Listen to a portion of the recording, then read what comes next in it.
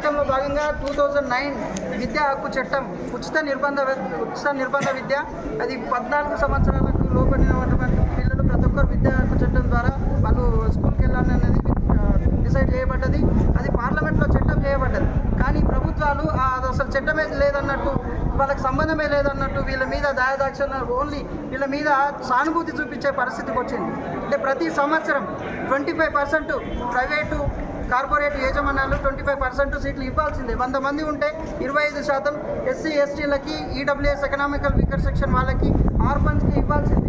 కానీ దీని మీద ఎవరు మాట్లాడట్లేదు, ప్రభుత్వాలు పట్టించుకుంటలే. పిల్లలని ఈరోజు ఈ పిల్లల్ని స్కూళ్ళల్లో పంపించినా కూడా వాళ్ళకి సపరేట్ షెల్టర్ ఏర్పాటు చేస్తూ ఉన్నారు. బెస్ట్ అవైలబుల్ స్కూల్ పిల్లలకి సపరేట్ షెల్టర్ వేసి పైన షెల్టర్లు ఏర్పాటు చేసి ట్యూటర్లతో క్లాసులు చెప్పే పరిస్థితి వచ్చింది.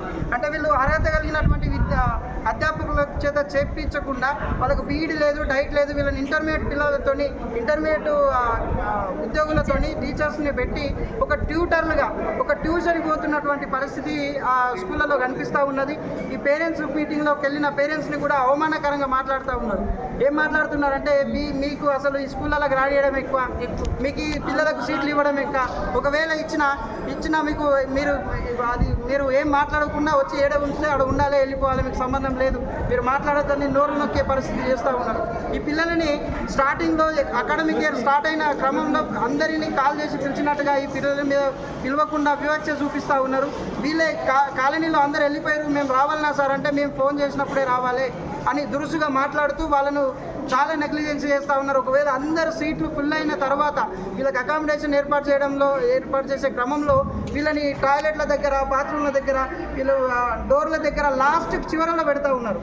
ఇది వివక్ష కాదా? ఇది రాష్ట్రంలో ఉన్నటువంటి తెలంగాణ రాష్ట్రంలో ఉన్నటువంటి ఎడ్యుకేషన్ మిస్టర్ ముఖ్యమంత్రి గారు, మీరు ఎడ్యుకేషన్ మీరు కష్టపడి చదువుంటే ఈ బాధలు అర్థమయ్యేది. మీరు ఒక కష్టపడి ఒక డిగ్రీ చేసి ఉంటే మీరు అర్థమయ్యేది. షార్ట్కట్లో హార్వర్డ్ యూనివర్సిటీ పోయి ఒక సర్టిఫికేట్ తీసుకున్నంత మాత్రాన ఈ పేదల బాధలు మీకు అర్థం కావు. సో దయచేసి ఒకవేళ మీరు బంద్ చేయాలనుకుంటే, మీరు స్కూల్ ఈ పిల్లల్ని అవాయిడ్ చేయాలి, 1 మంత్ నుంచి బయట ఉన్నారు, ఈ పిల్లల్ని మాత్రం దూరం పెట్టాలనుకుంటే మీరు విద్యాసంస్థల్ని బంద్ చేయండి.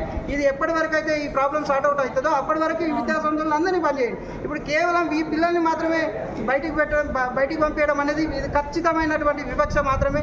ఇది బలహీన వర్గాలు, ఎస్సీ ఎస్టీల మీద జరుగుతున్నటువంటి దాడి మాత్రమే. ఇది ఖచ్చితంగా ఈరోజు సాయంత్రం కానీ రేపు సాయంత్రం కానీ ఇది సార్ట్ అవుట్ కాకపోతే మెదక్ జిల్లాలో ఉన్నటువంటి అన్ని ప్రైవేటు విద్యా సంస్థలను మేము బంద్ చేయడానికి మేము ఒప్పుకుంటాం. ఖచ్చితంగా దీని మీద పోరాటం చేయాల్సిన అవసరం ఉన్నది. మిస్టర్ రేవంత్ రెడ్డి, మీరు కమిషన్లకు అలవాటు పడ్డారు.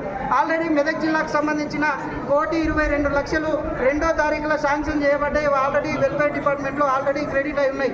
ఆ డబ్బులను మీరు యాక్సెస్ ఇవ్వకుండా కమిషనర్ల చేతులకు పెట్టి మీ కమిషన్లు మాట్లాడుకోవడానికి, ప్రైవేట్ విద్యా సంస్థలతో కమిషన్లు మాట్లాడుకోవడానికి మీ కమిషన్లు వచ్చిన తర్వాతనే రిలీజ్ చేయాలని అనుకుంటున్నారు. కానీ ఈ పేద పిల్లలు బేసిక్ ఎడ్యుకేషన్ అనేది దూరం అవుతున్నది. కాబట్టి ఈ ప్రజా సంఘాలు, ప్రతిపక్ష నాయకులు, విపక్షాలు అందరూ కూడా ఆలోచించి, మీడియా మిత్రులు కూడా స్వచ్ఛందంగా ఆలోచించి దీన్ని ప్రజలకి ఇది ఇంటర్నెట్ ద్వారా అందరికీ అందేటట్టుగా సమాచారాన్ని పంపించాలని కోరుకుంటూ జై భీమ్.